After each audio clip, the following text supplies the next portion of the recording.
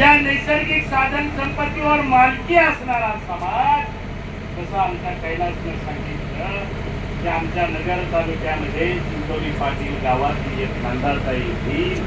2011 साली सुप्रीम कोर्टामध्ये निकाल लागला आणि सुप्रीम कोर्टाचे न्यायमूर्ती श्रीमती ज्ञानसुधा मिश्रा आणि मार्कंडेय काकूजू या दोन सुप्रीम कोर्टाच्या न्यायाधीशांनी स्थलांतरित लोकांचा देश आहे, तसा भारत सुद्धा स्थलांतरित लोकांचा देश आहे.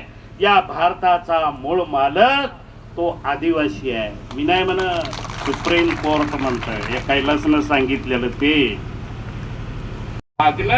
ही कृतीच मुळात मूर्खपणाची होती. कोण म्हणत तेव्हा माझ्यावरती 7 गुन्हे याच्या पायी लागलेले आहेत. 153 7 गुन्हे की द्रोणाचार्य मूर्ख